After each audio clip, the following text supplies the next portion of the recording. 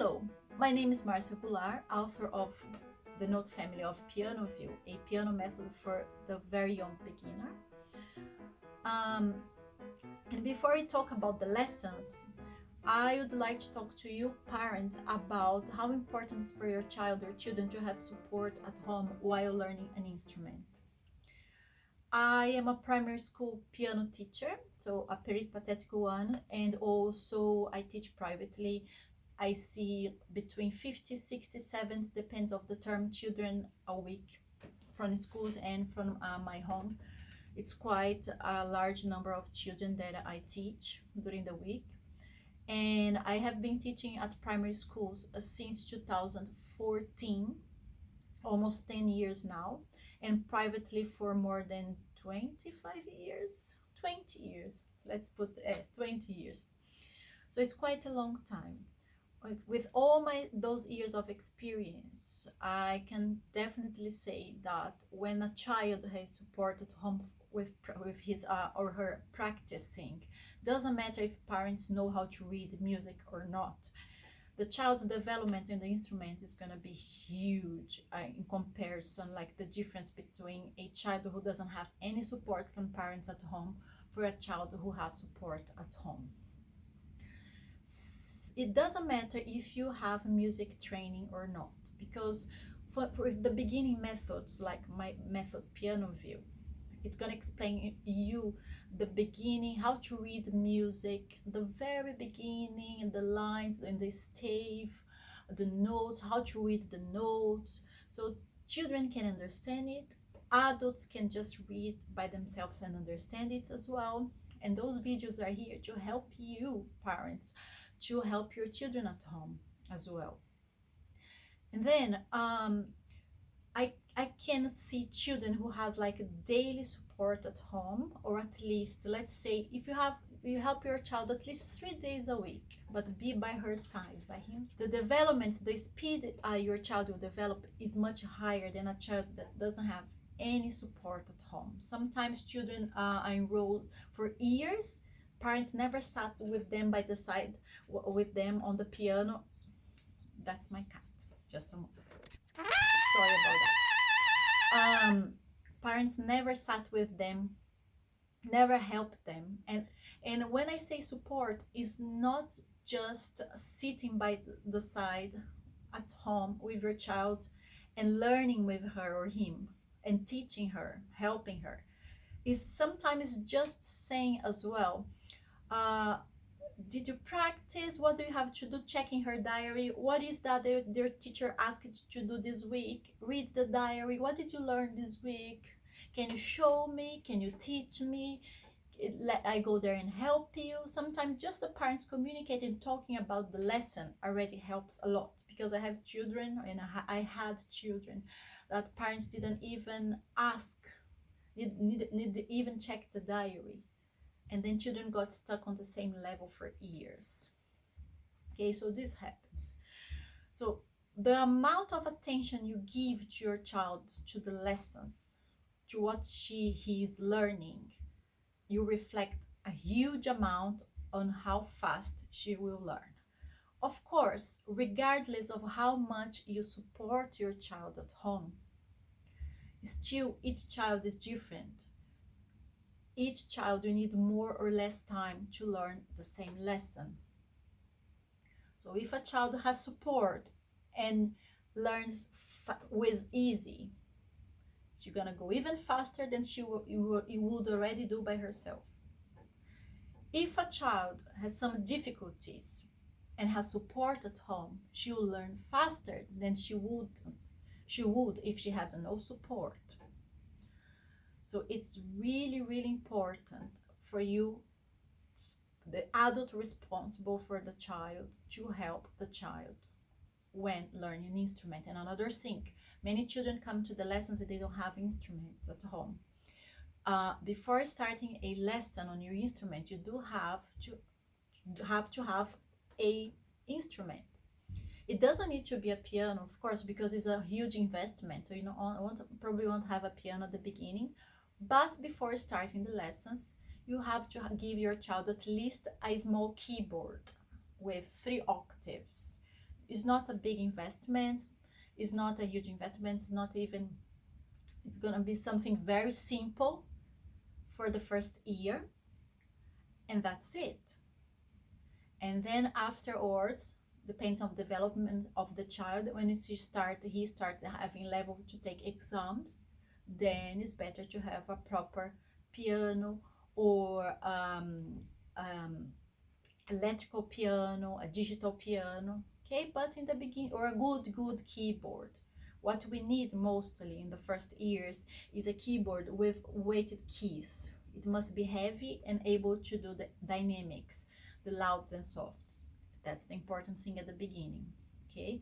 But in the first year, if you cannot afford it, it's fine to have a simple keyboard, but the child must have means to practice at home. I'm saying that because it's not uncommon for me to start teaching a child at schools that don't have any instruments at home, and they don't have how to practice, and the development, they get really behind in comparison with children who have an instrument at home. Yeah. How this course is going to work. We start with the note family of piano view to learn the basics about music theory and about the technique of playing the piano. We're gonna learn C, D, E, F, G on the treble clef and C, B, A, G, F on the bass clef, starting from the middle C. That's the first stage most of the books for beginners will cover, okay? After this book, I use Me and My Piano Part 2 by Fanny Waterman. So this second book has more complex musics, and they're gonna start learning more notes on the treble clef, on the bass clef. And when they reach the end of this second book, they will be ready to start preparations for the first exam.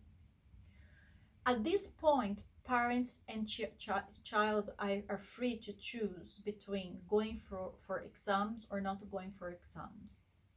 Most of them want to go for exams. I prepare children for the ABRSM exams. It goes from grade 1 to grade 8. After grade 8, you have the diploma, and then depends if you want to follow music career or not. You might go for other types of diplomas as well. But to be able to get to the first exam, the child will finish the beginner's book, go through Me and My Piano Part 2, then we start preparations for the ABRSM grade 1 piano exam. When we are in the middle of the second book, reaching the middle of the second book, you already start preparing your child with sight reading exercises for the grade 1 exam, and probably some scales as well, okay? So that's how this whole process from the first book, beginners, second beginner's book, to reach preparations for the exam, it might take between a year and 3 years. Depends how much support the child has at home and how fast he learns. And there is another thing really, really important about learning an instrument, and it has to do with your body, how relaxed you are, how relaxed the child is, how much concentration and focus you can put there without getting distracted with the environment. And ideally, like in the lessons, when practicing at home, there should be no disturbance, no noises like other siblings running around and noises from toys and TV. It must practice in a quiet environment.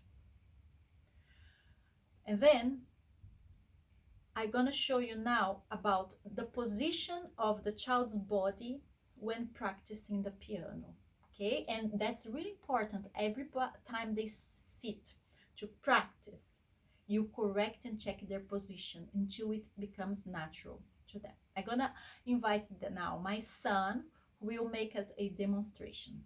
Here we have my son Marcos Luca helping today on this video. Now look at his posture. Incorrect, completely incorrect. But you'd be surprised how comfortable the children feel like getting when they get closer and closer to the keyboard. And then they sit on this position that I call the T-Rex position, because it makes their arms so short. We cannot actually see the arms, just little things. So it don't give them a freedom of movement and a notion of the space they have on the instrument. So you see, now let's make it correct. Stand up, please stand up. Now sit down, please. Now, when playing the piano, we have three support, or three places we feel safe within our body. Okay, first, feet. So they're gonna relax feet close to the pedals. It's gonna make like a 90-degree legs. Straight back. Come on, shoulders behind. Yeah. And 90 degrees arm here. And another thing is, you see the distance. It gives them freedom of movement when they need to reach here. Other thing, not moving because they tend to move it here when they need to play higher or lower. No, it's not necessary. Of course, depends of the age, but from like 8, 9, they will see that they don't need to move the body. They shouldn't actually. The same with the left hand. If they need, they can lean forward only, okay? But at this very beginning stage, they won't need that, okay? It's just gonna be, they're just gonna learn those middle notes here. Another thing is the height of your bench. You shouldn't put a chair there that's that high and the arms are gonna be like that, because then they're gonna start playing with this type of technique, which is not a technique, it's completely incorrect, okay? They need to be very low, like that. Okay, so it must be like parallel to the keyboard.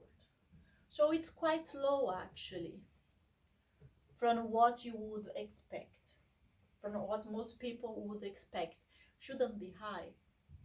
Okay, so watch for that, because when they are practicing, look, Marcus, look, can you position your hands without touching the wood? Good. See? So they're gonna learn this position, I teach them this position, but at home, every time they sit on the piano, on the keyboard to practice, I want you, please, parents, to correct their body position. 9 degrees, feet close to the pedals, straight back, good distance from the keyboard, not touching the wood here, like that, without doing that, like that. And that's it. Thank you, Marcus Luca. The first exercise I would like you to practice with your child after the first lesson is on page 3. And it's about the note values. Note values, how long the note lasts. And for each value, we have a shape. So for example, 4 counts, the semi-breve, 2, minimum, 3, dotted minimum, 1, crotchet. Quaver we're going to learn later, so don't worry about quavers. This exercise I would like you to do is really simple. You don't need to use the instrument. You can use the body, you can clap, you can sing ta ta ta ta, you can get a pan with a with a spoon and play it. They can use toys they have at home, but really important from the first to the second lesson is for you to help them understanding the note values, how long they last, how they look like, and play at home. For example, semi-breve 4 counts. You can just do 1, 2, 3, 4, 1, 2, 3, 4, 1, 2, 3, 4, and then ta ta ta ta ta ta ta ta ta ta, ta, with a pan and a spoon. Ta, ta, ta, ta, ta, ta. 2 counts, minimum. Ta, ta, ta, ta, ta, ta, ta, ta, ta, ta, ta, ta. You can ask them to make their own melody. Do to the minimum, 3. Ta, ta, ta, ta, ta. One exercise I like them doing is walking and clapping to feel the body. 1, 2, 3, 1, 2, 3. So they can walk and go 1, 2, 3, 1, 2, 3, 1. And then 1 count. 1, ta, ta, ta, ta, ta. You can ask them to use whatever is available for them in the house to show you the difference between semi-brief, minimum, dot to the minimum, and crotchet. Of course, those names they won't memorize. Usually they won't memorize on the first weeks, but it's important to keep saying them because through the repetition, they will, when you least realize, they already know their names, the names as well. Okay, so that's the first exercise I would ask you to do from first to second lesson.